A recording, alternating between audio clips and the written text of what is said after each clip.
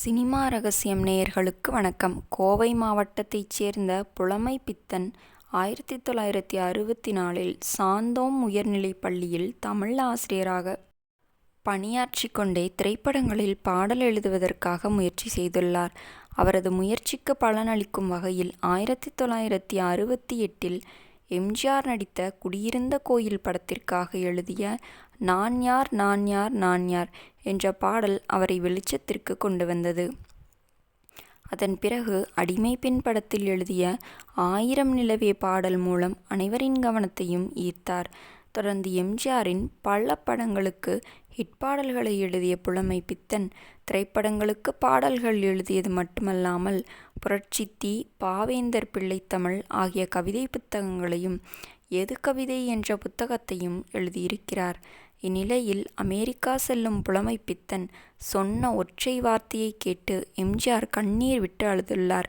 இது குறித்து புலமை பித்தன் கூறியதாவது: நான் எம்ஜிஆரை பார்க்க அவரது தோட்டத்திற்கு சென்றிருந்தேன். அப்போது கூட்டம் நிரம்பி வழிந்து கொண்டிருந்தது. எம்ஜிஆர் புலவரையும் அவரது மனைவியையும் வரச்சொல் என்றார்.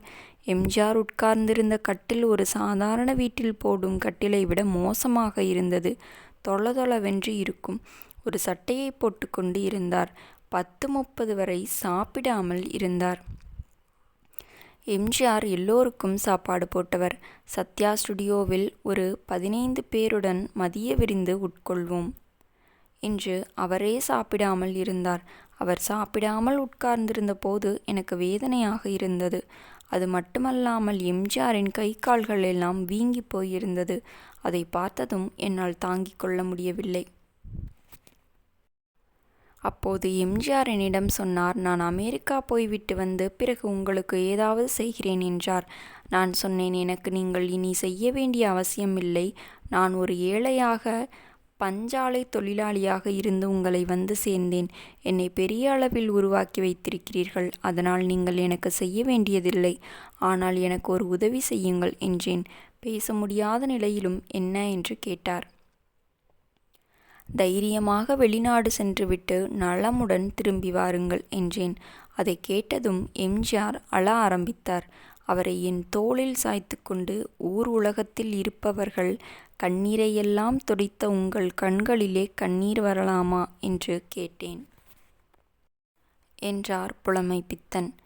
நேயர்களே, இந்த வீடியோவை பற்றி நீங்கள் என்ன நினைக்கிறீர்கள் என்பதை மறக்காமல் கமெண்டில் கமெண்ட் செய்யுங்கள். இந்த வீடியோ பிடித்திருந்தால் வீடியோவிற்கு ஒரு லைக் கொடுத்துவிட்டு நமது சினிமா ரகசியம் சேனலையும் சப்ஸ்கிரைப் செய்து கொள்ளுங்கள். உங்கள் ஆதரவுதான் எங்களின் பெரிய பலம். மீண்டும் நாளை சந்திப்போம். நன்றி, வணக்கம்.